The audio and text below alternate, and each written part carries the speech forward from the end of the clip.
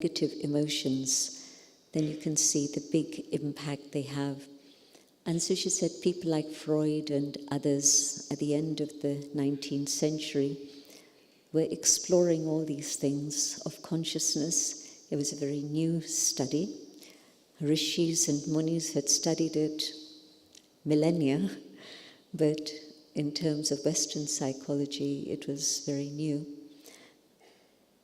And so it was easy to measure the negative emotions and feelings and the impact. But it's only in recent times that we've been able to measure the subtle aspects of feelings and emotions. And all positive feelings and emotions are highly subtle, but also, because they're subtle, they can come and go very quickly. And so it's difficult to capture them and measure these things. And so when you think about peace, one moment you're peaceful, and the next moment you hear something, you see something, and it goes instantly. If I'm angry, it's not that that shifts instantly in the same way. Even if you've got a loving child who comes up to you and wants a cuddle or a kiss, and it takes you time to let go of your anger and accept the love that the child is giving you before you can return that love. So you can see the point that negative emotions and feelings are heavy and they last long. And positive feelings and emotions are subtle and they're fleeting. And this is why positive psychology only came on the scene decades ago, not more than that. And then I also asked her, out of all your experiments and research, what are the things that can create a lasting impact so that a person does have positive feelings and emotions? Because, of course, negative feelings and emotions have an impact not just on the mind, but also on the body. You know that, you feel it, you've been there.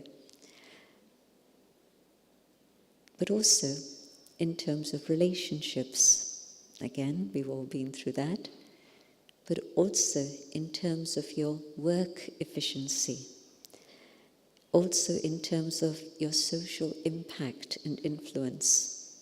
So on every level, in every sphere of life, when there's negative feelings and emotions, things definitely go into decline.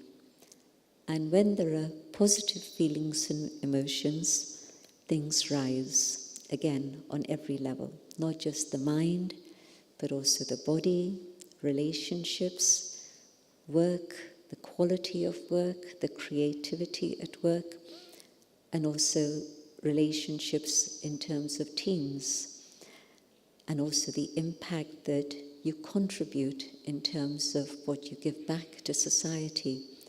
All of that is connected with positive feelings and emotions. So my question to her, what is it that can create positive feelings and emotions and sustain them for the period of time that you would like to have? And she knew the answer instantly, and it was one word, and that was meditation. And it's a fact. You can have chocolate if you're an addict, and it creates a good feeling. It has, in a natural way, cocoa has certain ingredients that create that sense of well-being and good feelings. And so you can have some chocolate and it'll make you feel good. Carry on having chocolate. And there's definitely a reverse effect. And if you've had too much chocolate, then you don't want to look at chocolate again. Until, of course, tomorrow. But this is the thing, that anything external, it might be music, it might be nature, it might be some type of food or beverage, but all of that reaches a peak and then there's a decline. But meditation, continue with your meditation, start with 5 minutes, 30 minutes, 60 minutes, and I won't go further than that. But yes, there are yogis who can meditate for many hours, and there are certain yogis like Dadi Janki, who used to say, she passed away a few years ago, aged 104. So she used to say, ask me how long I don't meditate. And it's true, in her presence you could feel that it was always a very, very high state of consciousness. And so, what is it about meditation that creates these good feelings and positive feelings and then impacts everything in your life in a very positive direction? It's because meditation is not just working on the level of the mind, but meditation is actually allowing the highest and the deepest qualities that are innate within the soul, within your very core being, to emerge and be expressed. So meditate for 10 minutes and you begin to feel peaceful. Meditate for longer, and the longer you meditate, the more peaceful you become, but also you're able to impact the atmosphere. Your rays are able to reach out and impact other people, but not just people, animals, every form of life, nature itself. I'll give you the example of Gyan Sarovar. Long story, but the essence, when we acquired it, it was because the milk families who lived here said that the land had become infertile and the cows weren't getting enough food, and so they were going to have to move. They'd been here for a long time, but they couldn't carry on here anymore, and so they came to see if we would take the land, which we did. And once the construction was done, then we looked at what else remained, and they started planting things. And this morning as I was driving in, I could see the beautiful flowers just at the entrance of Gyan Sarovar. And maybe you've had a chance to walk around the back part, but you'll see lots of trees and lots of plantations of various things. And they realized that just within a few years of meditation, they hadn't done anything else, just the meditation, all the land that was still available had actually become fertile. And if you come back around June, you'll see lots of mangoes, lots of other fruits. And if you go then to Janki Park here and up the hill, you'll see lychees, apricots, apples, everything. And not just a handful, but kilos and kilos and kilos of fruits and vegetable. So what happened to the infertile land? Yeah, vibrations can change everything, including the quality of the soil and the way that plants grow and produce whatever it is we may need. And I've got several other stories like that about nature, but enough just to tell you about what's happening right here where you are at the moment. And so positive feelings and emotions are very important. And meditation's able to reach deeper than just feelings, because there's something deep within the soul itself that gets triggered through vibrations or through conscious awareness. I was in a gathering of about 2,000 for several days, our annual general meeting of teachers that was taking place in our big campus at the bottom of the mountain. And it was a full-on meeting. But I'd walk into the hall, and we usually begin everything with meditation, of course. And without any effort on my part, I would just feel myself being pulled into a very deep, beautiful experience of, let me use the word yoga, yoga means union, union of the self with the divine. And so I just, without trying to focus or trying to concentrate, just the atmosphere of so many yogis, all in meditation, and I'd get pulled into deep meditation instantly, literally. And so whether it's from vibrations or whether it's your own conscious effort to still the mind and move away from all the external turmoil and go deep within the self, meditation works, and is the only thing that works long term, not just a few moments of good feeling, but a state that can be enhanced every single time you give it attention and focus. Deeper than feelings are the sanskaras, the imprints that the soul carries. And at the moment we carry a mixed bunch of imprints, some good sanskars and some not so good. And that's true of absolutely everyone. But there are certain situations and certain things that we do that trigger the not so good sanskaras. And then the other way, there are things that we can understand and learn and practice that can reach the original innate sanskars. The original innate sanskars are 5. There's peace, there's love, there's truth, there's joy, and there's purity. 5. But these 5 are like the basic primary colors. You have 4 primary colors, and you mix them, and a bit more of this, a bit less of this, and you get the whole spectrum of the rainbow. In the same way, these 5 basic innate qualities of the soul and the combination of 1 and 2 and 3, and you get all the different values that are the positive values of human civilization. And why life seems to be more difficult today than it was even 50 years ago, in my own lifetime, 70 years ago, is because we've forgotten to connect with the innermost qualities that we carry, and we live life on a very superficial level, very materialistic level. And the sanskars that get triggered by materialism, consumerism, and external things are not those original, beautiful sanskars.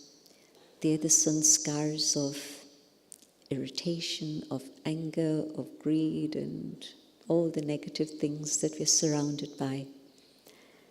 And so definitely, the negativity generally in the world has increased tremendously. I cannot believe that we are witnessing what we are witnessing in Israel, Gaza, and Ukraine, Russia.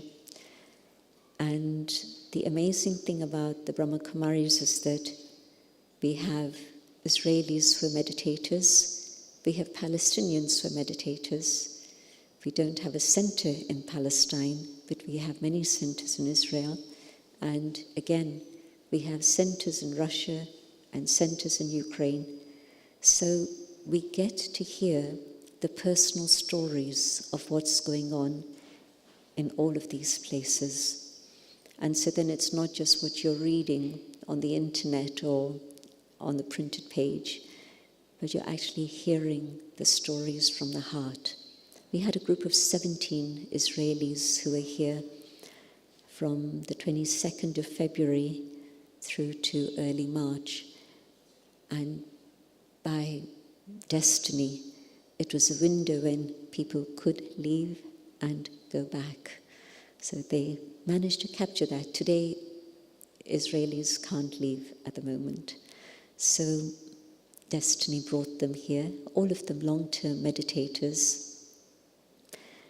And the stories they shared touch your heart, but equally people on the other side. But the point is that what has happened to human beings that all these things can actually happen? And it's humans who are creating all of this. Whether it's the environment or whether it's politics, it's humans. The simple answer is we've forgotten to connect with ourselves. And when we begin to spend even a little bit of time in silence and go on that inner journey, we're able to connect with the original qualities of the soul. And every human soul carries these beautiful qualities. And so one is to go on that inner journey and find that peace that we all carry within the soul, but the other is to connect with the divine. Abroad, or at least in Western Europe, I wouldn't be able to bring the subject of God within the first few minutes of meeting people.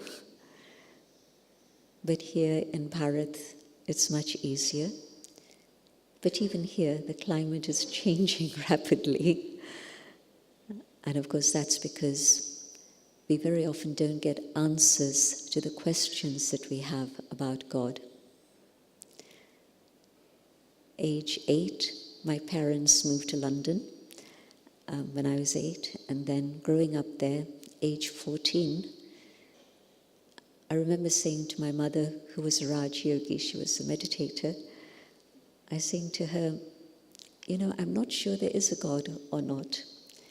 And she was wise enough not to try and convince me. It was wisdom. And then she said, okay, you'll find out for yourself. And again, destiny, that I came to spend a long stretch of time in India rather than 3 weeks holiday. So when I came to spend a long time in India, when I was 18, just the atmosphere of India, and maybe in the 60s it was a bit different. There were no shopping malls. You couldn't buy foreign goods here. Very different India in the 60s.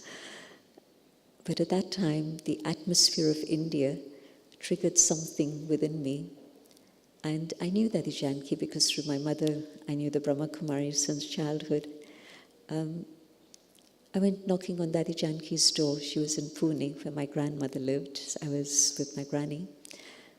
And she said to me, very happy to see me. She hadn't seen me for a while. Do you want to say something or shall I say something? I said, Daddy, I've come to listen. And she spoke about conscience. And she spoke about how the conscience has been influenced by so many different things. Media, society, friends, all the things that you know about. And as a result of that, there's no clarity, and we don't know what is right and what is wrong anymore. And she had felt my pulse, not physically, spiritually, and that's exactly where I was at. There was the permissive society. This was by then 1968. So the permissive society had started. There was Western society. There was general Indian society. And then there was my mother, very spiritual. So there were all these different things in front of me. And I had no idea which is the path I would like to travel.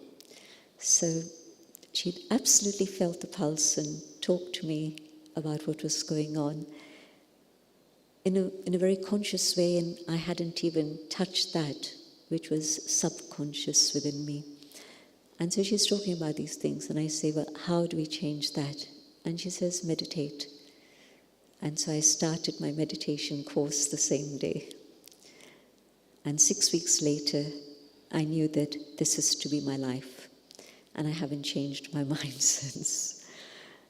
And so yes, part of the calming effect of meditation is that there's clarity. When there isn't clarity, and many thoughts and thoughts of confusion come very quickly. And it's the same thing with the negative feelings as negative thoughts. Confusion, fear, anger. Once the train has left the station, you can't stop it. It's racing, absolutely racing. And so you have to learn to think about what you're going to think. Not just think about what you see or what you say and what you hear, but about what you're thinking. Because your thinking is going to take you off in all sorts of avenues. And so when I don't know right from wrong, because of all these myriad influences, very difficult to keep the mind calm. And of course, we love speed. You pay a lot of money for your high-speed computer, right? You pay a lot of money if you want a fast car. Speed and modern life is very connected, and we pay a high price for it. But we've forgotten that the big price we're paying is actually what's happening with the mind. My mind races, and it's so easy to come to the wrong conclusions. Has that happened to anyone? Thank you for your honesty. Some have raised your hands, but it's happened to most of us at some point. I jumped to the wrong conclusions, the wrong decisions, and whoa, there's a problem. And it wasn't there before. I actually created it because at a certain point there were choices, but I didn't make my choice in good time. And so the negativity of the atmosphere took me off in another direction. And so the need for calm in the mind is to be able to deal with making myself so strong, so resilient, that the outside world doesn't impact me. But I'm connected with my own innate qualities, and that is able to impact everything else. Think about a boat. And when a boat is on the shore, it's okay, but it's not meant to be on the shore. It's meant to be in the water. That was its purpose of existence. And then when it's in the water, it's fine for it to be in the water, but it's not fine for the water to be in it. A little hole, and the water starts coming inside the boat, and you know what's going to happen. And so the soul is here in the world, in the body. We are meant to be living life. And so it's not a question of leaving the world and sitting on a mountaintop or in a cave, but we're meant to be here, in action, in life, in connection, relationships. But if the world gets inside of me, there's a problem. Why do I have insomnia? Why do I have high blood pressure and all the many, many ailments that come from stress and pressure? You know the answer. I've let the world get inside of me instead of I being on top of the world and on top of myself. And so meditation is the method to be able to make the inside world so strong, so resilient, so powerful, building capacity. We use this expression a lot about building capacity. We're talking about external things usually, but real capacity building starts here. And so as I meditate, I'm building capacity within myself so that I'm able to maintain that state of peace, of truth, of love, whatever else is going on around me. And you'll begin to feel it, you'll begin to see it happen very, very quickly. Things that used to irritate you before, and a few days of meditation, and you'll say, it's okay, it's out there, I'm the master of what's going on inside, and you'll be able to detach and smile. That doesn't mean lack of compassion, rather it means more compassion, but it means compassion with equality, not just compassion for one side and not the other side, but compassion for all. And so building capacity spiritually means that I'm moving forward in my life by enhancing those inner qualities that I know I carry. Everybody's had that moment of peace, that moment of truth, but it doesn't last long. So now what meditation is doing is building it up so that it becomes more and more natural for me to connect with that rather than the influences and the acquired sanskars. I've acquired a lot of sanskars along my journey that were not originally mine, but they've gradually built up. And so now, by meditating, I'm tapping into my own inner resources, allowing them to emerge and be expressed more and more, so that the influence of the acquired sanskars is reduced, and there comes a moment when you say, you know, I wouldn't have been able to keep smiling. This would have impacted me so deeply that the effect would have lasted for days, maybe for years, even sometimes. But today, I'm able to be the observer and watch what's going on and know what I need to do. There's a difference between responding accurately to others and reacting to others. And what's the percentage that goes on in my life at this moment? Is the percentage high on responding or reacting? Usually that's the case. And we're taught instant responses, which is fine if it's a life and death threat on an external level.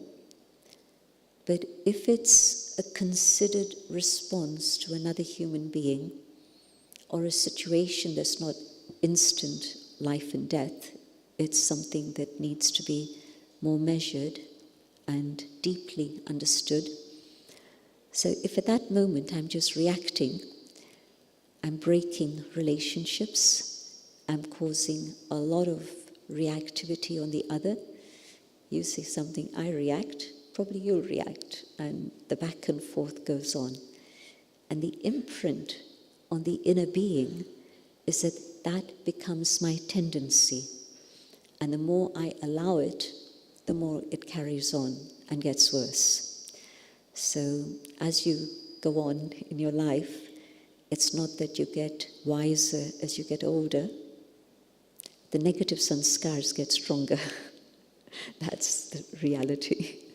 And you'll see it all around you if you look around. So let me stop there. Instead of reacting, let me have a proper response. That is responsibility, the ability to respond in an appropriate manner. And so can I respond? And that means I need to process. And the processing isn't hours, the processing is quick. Because the processing is just one little switch. Instead of looking at things from the external perspective, just go back here. And how long does it take to press a switch, to press a button? One click. Same thing. Go in, click, connect with the soul, and your response is going to be more peaceful, more real, sincere, filled with love, filled with compassion. And the feedback you get from whatever you're doing to yourself tells you whether you're on track or you're off track. If I say things and it's repeating in my mind, that's the lesson. That's not what I should have done or said. If I've said something which is correct, I've dealt with it, I move on. It doesn't repeat in my mind. And so if you find something you've said and done repeating in your mind, take that as a caution, warning bell, and check out what was it that was motivating you to say that or do that. And you'll probably find it was not something very elevated, very pure. That you've done something connected with the inner being and your own innate qualities. You can keep moving on. You don't need to stop and keep backtracking. Which is why time gets extended. So often, a lot of our time is spent in the past. And it takes up a huge amount of space in here, but also in our life. And so meditation means keeping track of what's going on in my thoughts, my awareness, my feelings, my attitude, and allowing that inner peace and truth to more and more come to the surface so that my immediate response is based on that rather than the acquired tendencies or the influence that you or others are projecting onto me. Out of all the souls, you can see that every single soul is unique and different. Even twins. Facially, they might look the same, but their personalities are different for sure. And so every individual soul, and every soul with different qualities and capacities, and out of all these souls, there's one soul who is the supreme, because there's unlimited peace and love and truth. Because that soul, that one soul, is not part of the cycle of birth and death. And that soul is given the name, the Supreme, or God, the Source, Divine, whatever name you choose is fine. But in meditation, instead of thinking about this one, I'm thinking about the one, the Supreme, the Divine. And I use my mind very consciously to create that awareness of peace within myself, connecting with the source of peace. And the connection is wireless, and we're drawing from the source and filling ourselves with that. And then we too can become instruments to share that peace. So it's very logical, very simple, and I just have to do it to be able to see the value of it and the truth of it. You know, there are some things that you can hear about. I can tell you mangoes are sweet, but if you've never had a mango, you'll say, you know, as a child in England, we didn't have mangoes there. You didn't have this business of importing, exporting fruit and veg across the oceans. So the children around me didn't know about mangoes. So when I said, I'm missing mangoes, they didn't know what I was talking about. And they said, well, how sweet is it? Like a cherry? Like an apple? No, something else. But you need to have tasted it before you can talk about it. Same way, meditation, I can talk about it.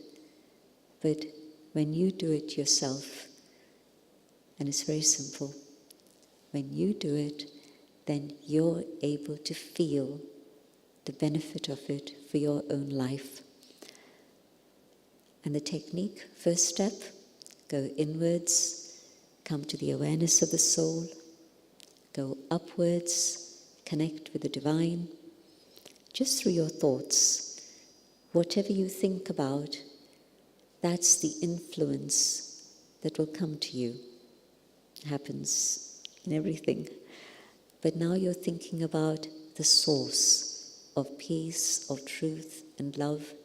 And so those qualities come to you, and you are absorbing those qualities, and it's opening up that which is there latent within you. You know, the seed has everything within itself, but it's only when the sun shines and the soil is right, the water is right, then the seed can germinate and blossom. Same thing.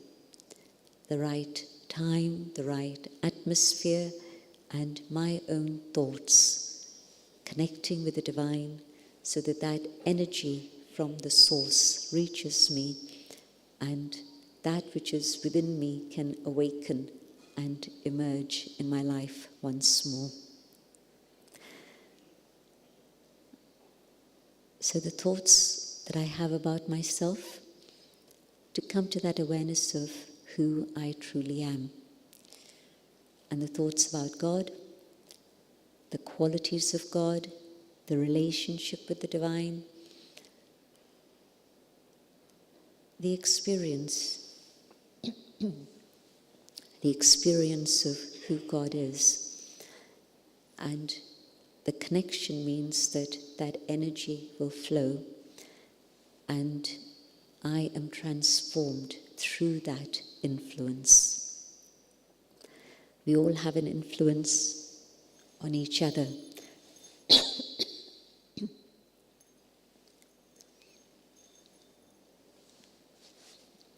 And the influence on each other can be good, not so good. But when it's the influence of the divine, then that which is positive within myself emerges and is enhanced. So the process of meditation is simply moving my thoughts in the right direction. No mantra, no magic potion, not even a posture, just sitting comfortably, not even closing your eyes. Why? I want to be able to meditate as I walk. Can I do that with my eyes closed? Well, I'll be a danger to myself and others. And so I need to find a mechanism whereby I can keep everything flowing, my eyes are open, I'm not cutting myself off from anything, but whilst I'm doing whatever I'm doing, I can keep my awareness connected to the highest. This is why we meditate with eyes open. I think when you walk into a brahmakumaris gathering and you see people meditating, you expect they'll be sitting with eyes closed, they'll be sitting in a special posture, and here you don't see any of that. And that's because the training is keep your eyes open. And at first it seems more difficult because your eyes tend to create thoughts connected to the world out here. But now we're training ourselves to be aware and to look at anyone around us with that same vision. Don't see anything else. Just see the light that's shining in their forehead. And just that simple exercise changes the quality of our interaction with each other. That's simple. That's simple. And so in meditation, I sit comfortably, not so comfortable that I fall asleep, but comfortable and alert, so that the body is no more a distraction. Then I turn my attention here, connecting there, and just simply moving my thoughts in the right direction. And because the speed of pure thoughts isn't that fast speed, the mind automatically slows down. And when you make that connection and you start feeling it, the mind actually can experience thought and silence, thought and silence. But the experience of silence becomes longer and longer because you're in that experience. You know how if you've had a good sleep, when you're sleeping, you don't say, this is a good sleep. It's afterwards you say, that was a good sleep. So when I'm meditating and in that experience of God's love, of light, of power, I don't need to put a label on it. I'm just in that experience. And afterwards I say, that's what it was. So the connection with the divine, I'm using my mind, and once the mind has made contact, then the mind begins to be still, and deeper silence is experienced. But it doesn't happen in a day. It can, but not usually. But it does happen with practice. Just as with anything and everything in life, practice. And so 5 minutes, 10 minutes, and beginning the day with that time for the self is perfect because it prepares you for the whole day. But not just the meditation, but connected with the meditation is spiritual study, reading material that is going to feed your mind nourishing thoughts. What am I feeding my mind the rest of the time? At the best, it's mundane, related to the things of this world. And less than that is waste, where I'm having wasteful thoughts that are of no relevance or negative. So negativity goes, the mundane goes, waste goes, and I'm focused on the pure and the elevated, not just in meditation, but if I've also been feeding my mind in the morning, listening to things, reading things that are going to be nourishing for the spirit, then those ideas stay with me and become the compass for the rest of the day. And so instead of going off track, I stay true in the direction that I would like to go in.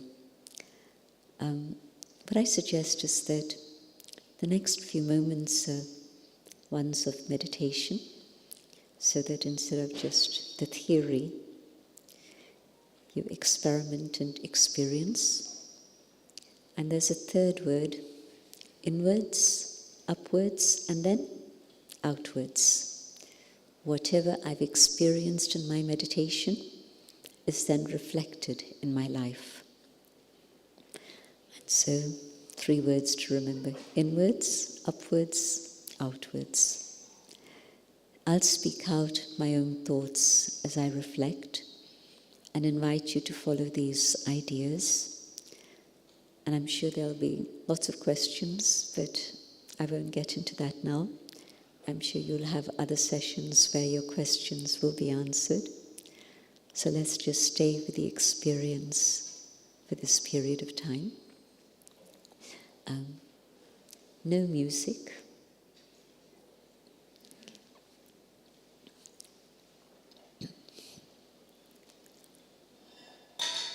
Sitting quietly, I let the body relax.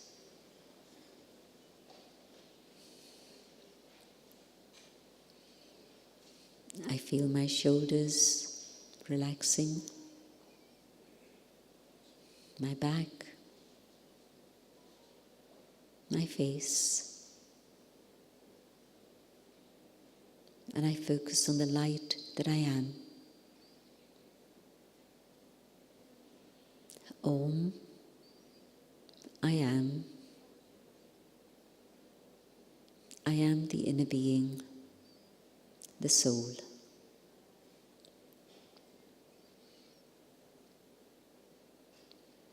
And in this awareness of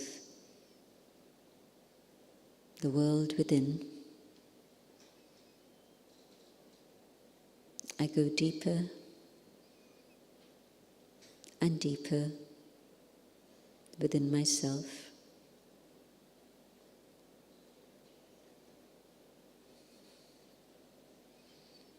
And I find that space deep within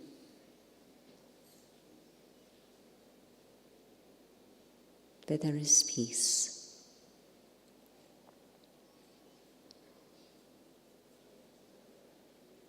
My thoughts slow down and I focus on peace.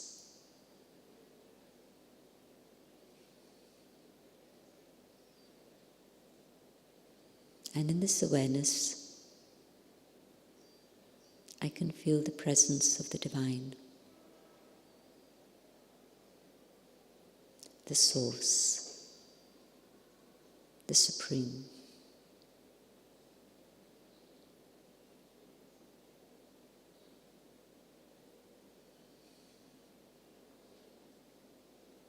And from this being of light, the supreme, rays of peace reach the soul. And I absorb this within myself.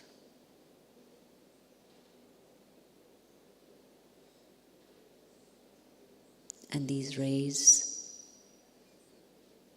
not only touch me, these rays spread out into the atmosphere and touch everyone around.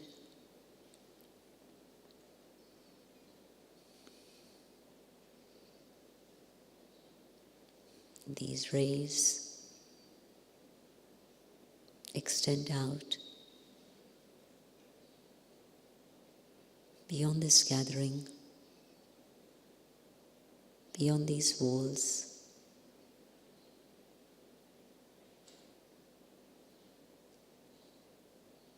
and reach out further.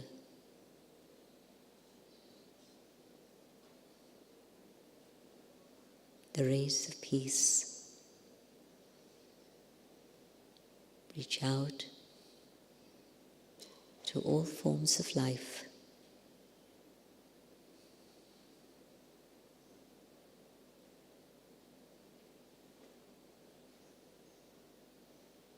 And they become calm, knowing they are safe. And the rays of peace reach out to nature itself.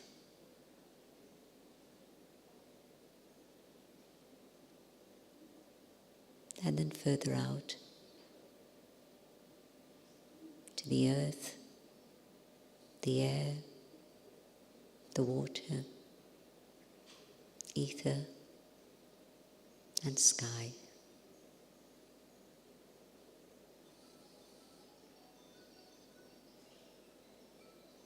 And the rays of peace surround our planet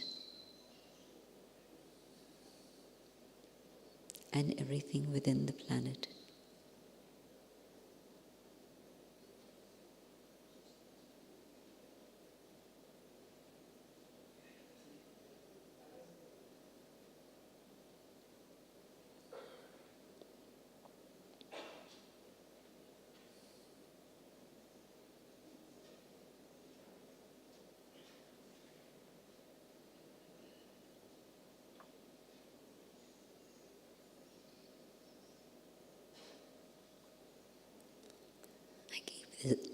I keep this connection with the divine and come back to the physical dimension.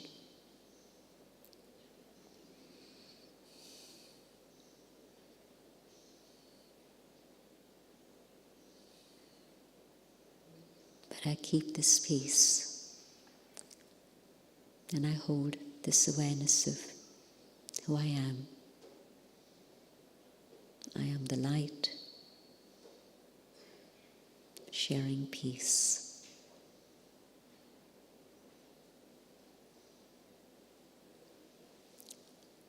Thank you for your attention. Have a very good day. Om Shanti.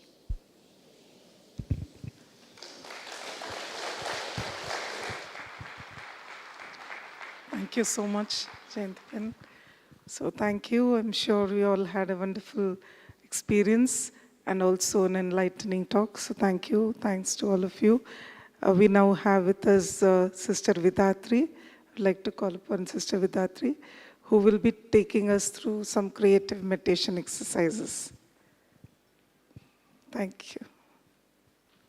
So we call this the one-hand clap. One hand, noiseless.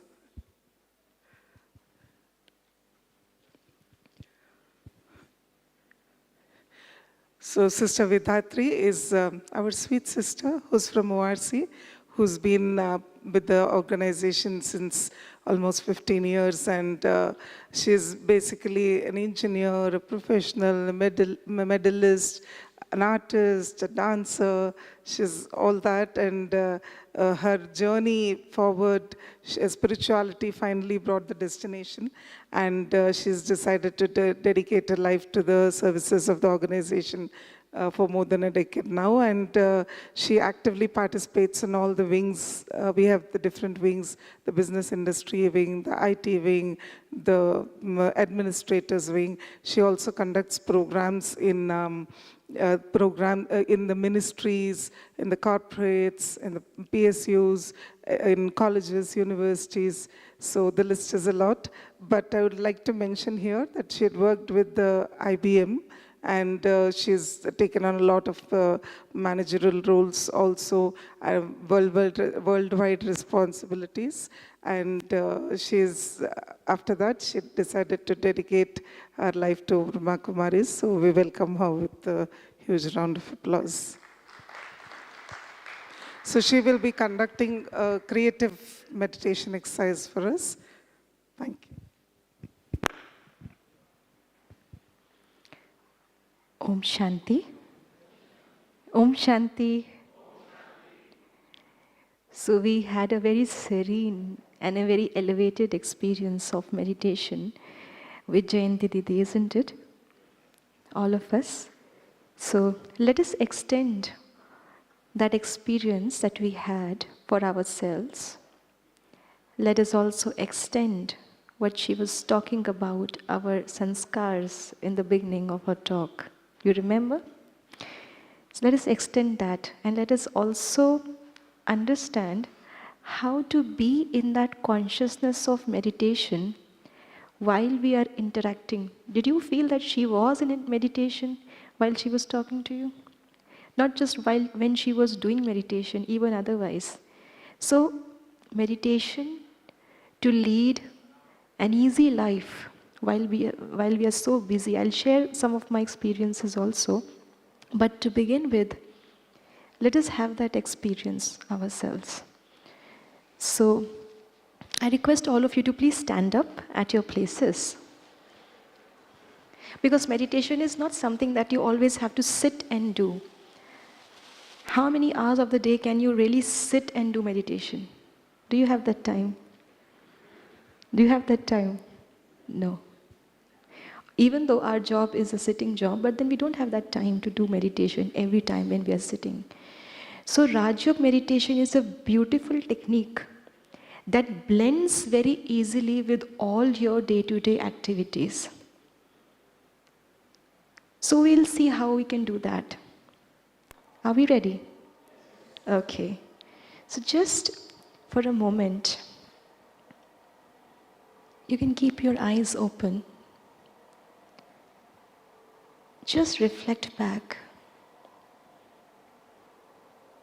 Just watch your life's journey.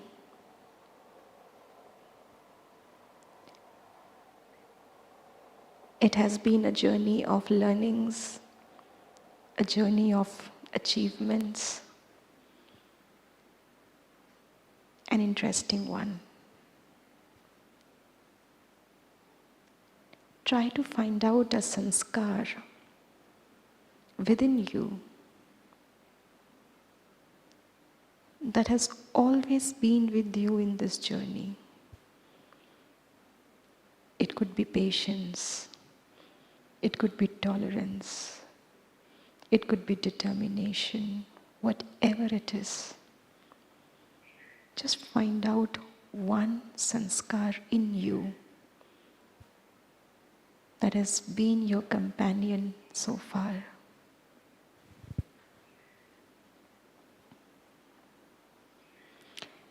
And now, feel that sanskar in you right now. That sanskar is your strength, your energy. And you are radiating this energy wherever you are.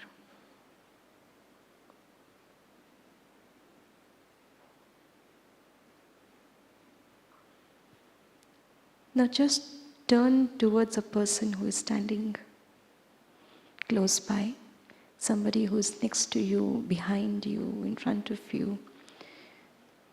Just find a person. You are not what you look like. You are the tiny star of awareness shining at the center of your forehead. And look at the other person. He is also, or she is also, a similar point of light, a bundle of specialities, an embodiment of a sanskar. Meet them with a smile. Allow your smile to share the energy of your sanskar and try to catch the energy that the other person emits.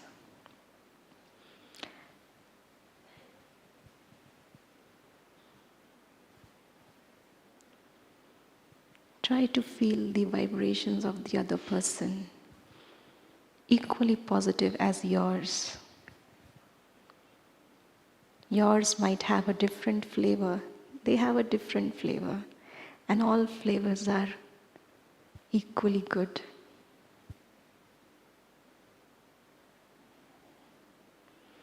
And now gently tell the other person what kind of sanskar energy can you feel from them. You have to tell the other person what energy you are trying to feel from that person. Give them that compliment. I'm able to feel this energy from you.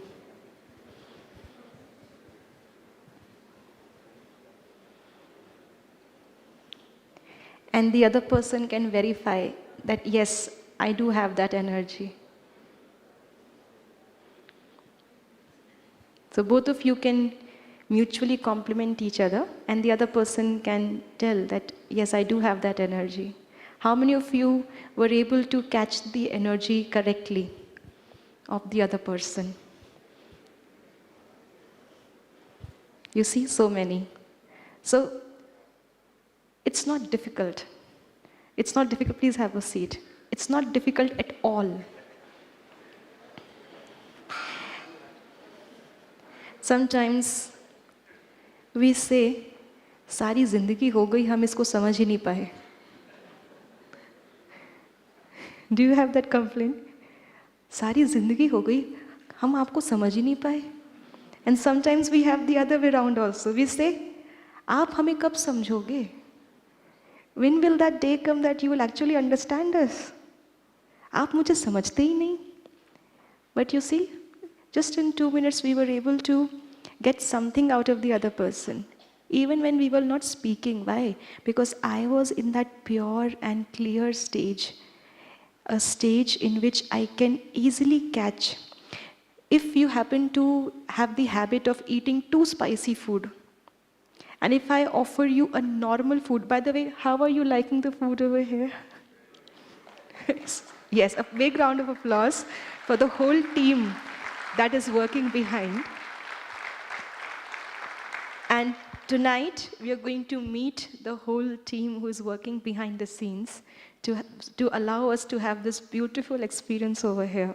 So, if you are habituated of eating too spicy food, and if I offer you a food that is mild, it's not tasteless, but it is mild. कैसा लगेगा आपको? If you're habituated of eating too much of salt, you'll say, नमक थोड़ा कम है. You won't be able to identify those subtle flavors because you are habituated of loud taste. Similarly, in the world that we have created for ourselves, we are habituated to loud expressions. Happiness should be expressed loudly. Sorrow should be expressed loudly. Disappointment, dissatisfaction should be expressed loudly. So if I am able to have certain subtle feelings, I usually miss that. And everything that nature offers me is not loud. So we are missing on most of the gifts that we are getting. So meditation helps us to identify those subtle flavors like we did now. So anything which is very gently crossing your life, you can easily catch it and you can make the best of it.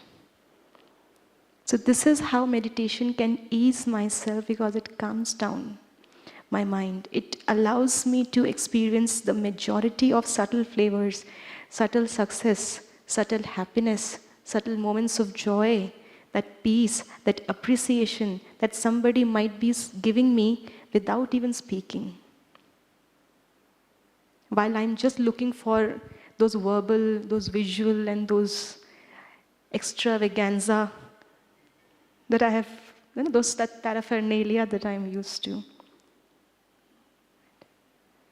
Another thing, what makes our life difficult?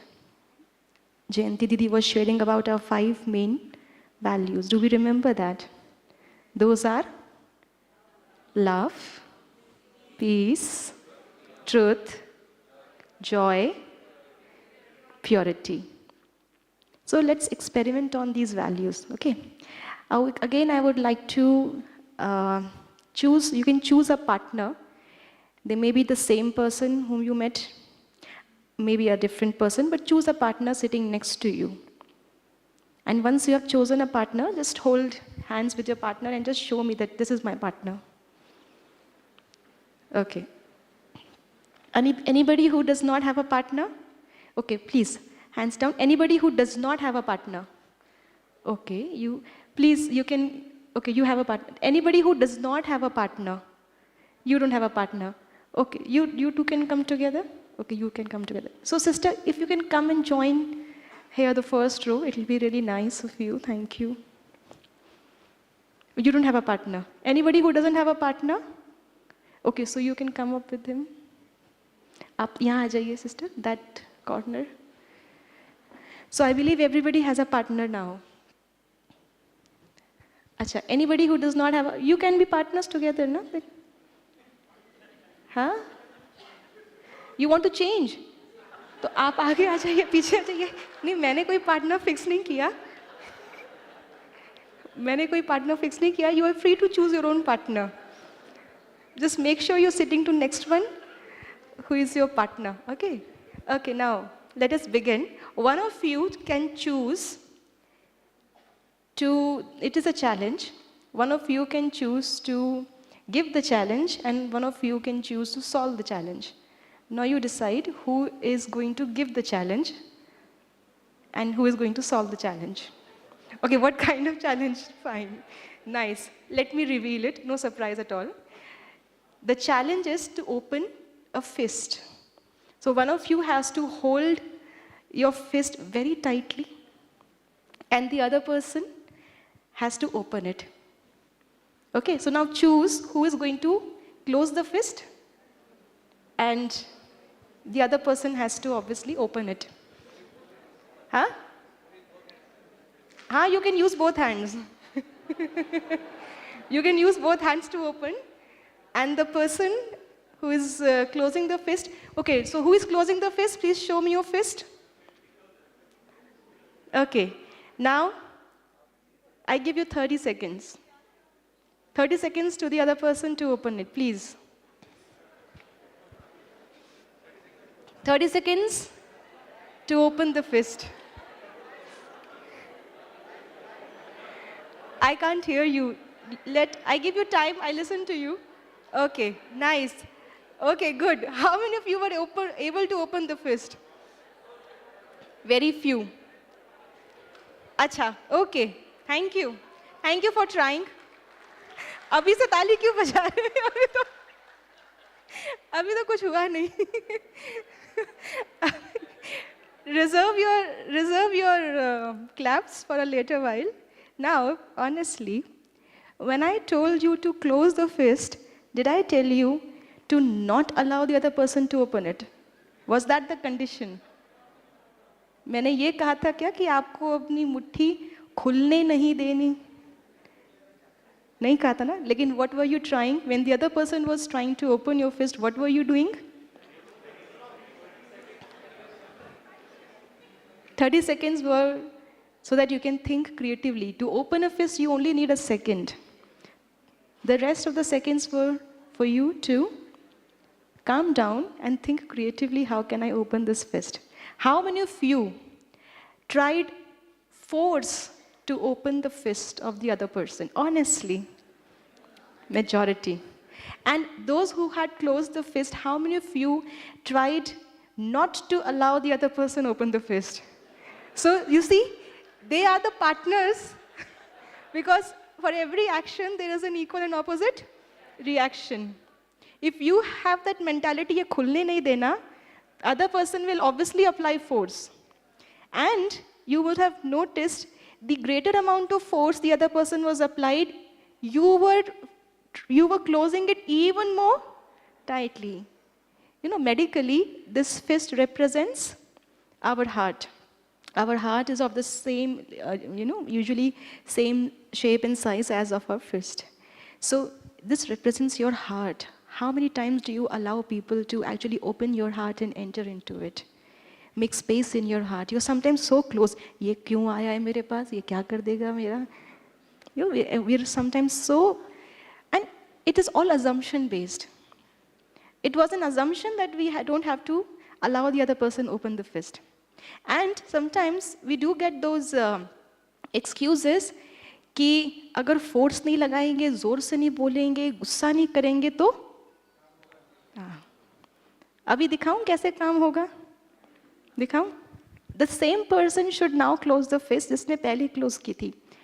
Equally tight. Now do it once again. Now the other person who has to open the fist, just look at your partner, smile.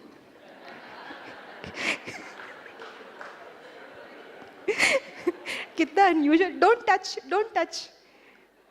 Touch नहीं करना दूसरे व्यक्ति को. Just close your fist. जरूरी close कर रखिए, थोड़ा close करें. And the other person just smile and ask, आपके हाथ में क्या है? आपकी मुट्ठी में क्या छुपा रहे हो? पूछ कर देखिए ना. हंसना नहीं है, करना है. Do it. पूछिए क्या छुपा रहे हो? क्या हुआ result? What is the result? खुल गई मुट्ठी? कहाँ मुट्ठी खुली? क्या बोलेंगे? कुछ नहीं. Because we all like truth. Truth is our innate sanskar, as Jayanti Didi mentioned. See, we want people to trust us. If I close it and say, kuch nahi, I have to be truthful and show. कुछ नहीं है. Did you apply force? You used your and their sanskar. The sanskar that you have, they also have the same sanskar. You used your sanskar as a tool, as your strength, to make the other person follow what you want to do. It wasn't difficult. This is method 1. Now another method. Close it once again. I'll show you at least 3 to 4 methods. हम कहते हैं ना कि और कोई तरीका नहीं है, गुस्सा करना ही पड़ता है. अभी I'll show you 3 to 4 methods. The rest is your homework. Now again close the fist very tightly. अभी फिर से दूसरा व्यक्ति देखिए, टच नहीं करना, स्माइल करना है और फ्रेंडशिप का हाथ बढ़ाना है. क्या हुआ? खुल गई मुट्ठी? So key number 2 is initiative. Don't expect the other person to, वो बोलेगा ना तो मैं बोलूँगी. झगड़ा उसने शुरू किया ना, वही आके सॉरी बोले, तो वो मुट्ठी, it will be closed. Your heart is closed for that person forever.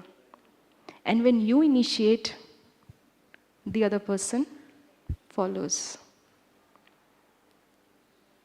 For this, I'll take another example after I complete this. So this was method number 2. Now method number 3. फिर से मिट्टी बंद कीजिए.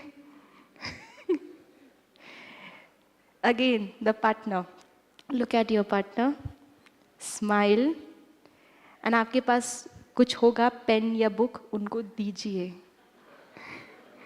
अभी क्या हुआ? अभी क्या हुआ? मुट्ठी खुल गई? खुल गई? So when you are giving, you are automatically entering into the other person's heart.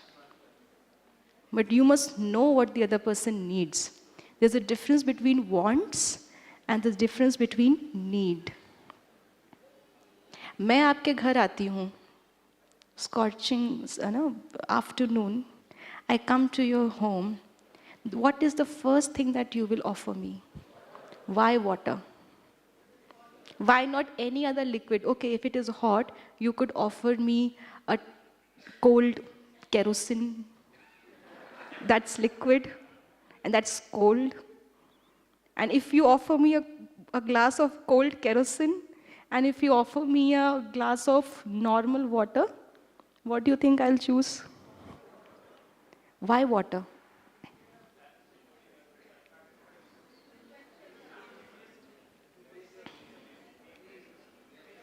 Because my body is made up of water, and so that is my need. And how do you know my need? Because it is your need as well. So you did not know what is my need unless you knew what is your need. So when we say ना आपको समझना बड़ा मुश्किल है, it implies you have not understood yourself. Because if you understand yourself, you can understand everybody else. How many of you have done a blood test in your life? Everybody. So when your blood is tested, is the whole blood taken out to test and then again put back?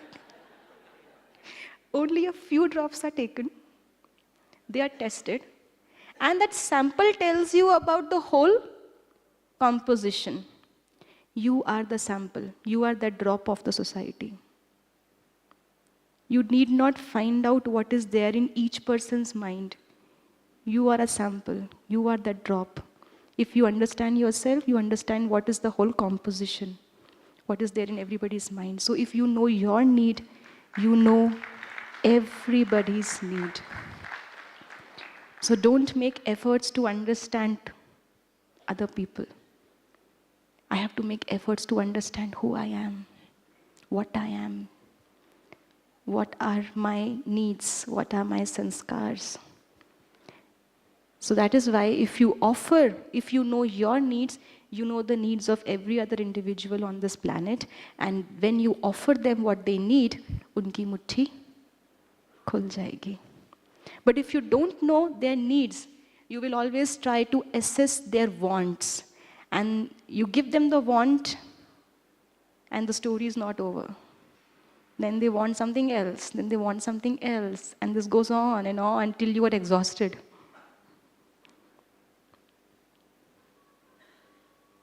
Okay, so initiate.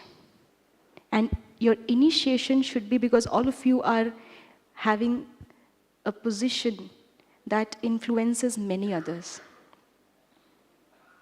In your profession, you are leaders, I can say. You are influencers.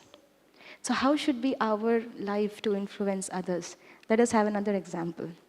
So this time, no partners, just hold your hands like this. And I will ask you to clap. And we have to clap at the count of 5. So I'll count till 5, and when I say 5, you have to clap. Let's do a demonstration. How? Louder. Even louder. And when? When? 5. Okay? Now let's begin. 1. Oh. When do we have to clap? 5. Okay? I'll start again. 1. Bhaiji. Come back mentally. वापस आ जाइए. अभी चाय में time है. Okay. I'll start again. 1, 2, 3, 4, 5. क्या हुआ? हाँ, कुछ लोग बच गए, लेकिन मेजॉरिटी ने क्या किया? So if out of 400, let's say about 20 waited for 5, but the rest, why? But I didn't say that you have to follow me. 3 to 4 times I asked you, and I repeated that instruction and asked you, and I waited for all of you to understand, and then I began, and you all understood that we have to clap at 5. Yet, because our brain neurons, whatever inputs we are getting, either visual or verbal or whatever, sensory organs, we have different sensory organs, right? Karmendriya. So, most of the neurons are linked to our sensory information. So, what we see has a greater impact on us than what we hear. And most of the instructions that we give to people are verbal. For example, how many of you have kids at home, small kids? Now, Sunday afternoon, you are at home and the landline phone rings up. I'm not sure landline कितने लोग अभी भी रखते होंगे. चलिए आपका mobile ही बज पड़ता है. Your mobile rings up and the small kid at home picks up the phone, and the other end there's somebody who wants to speak to you, and they say, बेटा मम्मी कहाँ है, पापा कहाँ है? And the child comes to you running, phone दिखाते हुए, इनका phone है, and you without speaking, you इशारे से उसे बोल तो घर पे नहीं है. And sometimes the child is so innocent, he says, mummy कहती है मम्मी घर पे नहीं है. But sometimes the children are smarter and they will say, mummy घर पे नहीं है या पापा घर पे नहीं है, आपको बाद में कॉल कर लेंगे. And when you get free, then you call that person and everything is okay. This child has been learning since childhood through you, through teachers, honesty is the, honesty is the best policy. झूठ बोलना, उसको पाप का meaning नहीं पता, but the way you told पाप है, he thought it's something big, I better not do it. And what you just now did was a lie. Dishonesty. जी? हाँ. Condition applies. What is the condition? हाँ. ठीक है. That is your choice, but what impact is it making on the child? You might say, not interested, and cut down the phone. But what impact is it making on the other person? For this case, it is a child. Now, when this child grows up, and this happens very often in different cases, when this child grows up, what do you think he'll say? He'll say, honesty is the best policy, is only good to hear. It is not being practiced. I haven't seen it being practiced. झूठ बोलना पाप है, सब बोलने की बातें, पाप वाप कुछ होता नहीं है, झूठ तो बोलना ही पड़ता है. We have to be very, very careful of what message are we conveying. And as you saw, what message I conveyed verbally was not followed by the majority. If one person can make a lot of 350 plus wrong, this is how the world has gone on the wrong path. So the power of one is not less. If one person can influence so many people wrongly, don't you think that you, the one, can influence other people positively also? So don't think कि यहाँ तो मैं अकेला आया हूँ, अकेला क्या करूँगा? You have that power. ऐसे ही दुनिया बिगड़ी है और ऐसे ही दुनिया सुधरेगी भी. You have to initiate. Because if I have an influence area of 350 plus, you have an influence area of thousands. One mistake going to 350, and from each one of you to thousands. You can see how it multiplies. So you are here, the agents of creation. You have come to Brahmakumaris to become a mini Brahma, to create a world of positivity. And how many of you join us in doing that? You don't have to do something very big. Just be the change that you feel here. Thank you. You have a question?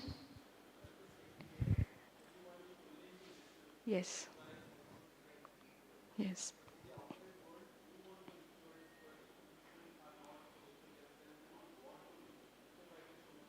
So don't speak. Do. Because they can't avoid watching you. They are watching you anyways. They don't want to listen to you. Don't speak. Do. And that has a greater impact, we saw. Thank you. Let's sit in silence and absorbing that one thing that I will implement in myself and go with this. And how can I influence others with that one thing? Just 1 minute to experience that. I sit in silence, both external and internal.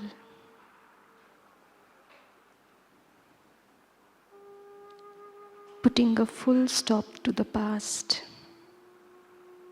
What has happened has happened.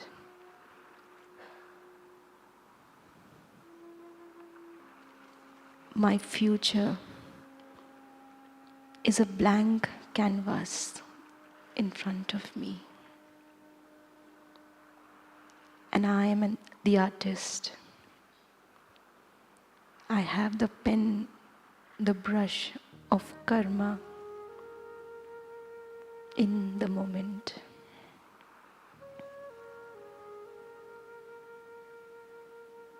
Whatever you are feeling at the moment that you would like to see in your life, just write that mentally on this canvas of life in front of you. Nobody can stop you to write that. You have the power. The Almighty is with you. And you have the brush of your karma with you. Just write down what you want to see in your life from today, from this moment.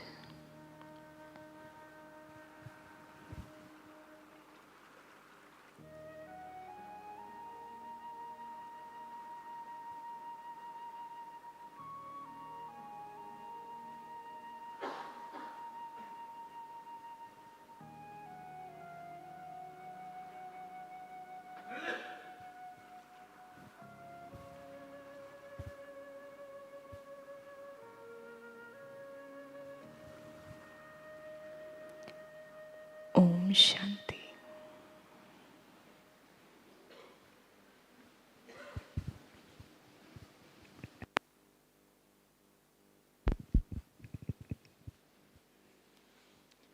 Thank you so much, Vidatri. Thank you. So through simple exercises, yes, we can start that now. The soundless clap. So it's break time now, and we have the next faculty already here. So 15-20 minute break, and if you can come back, it'll be nice.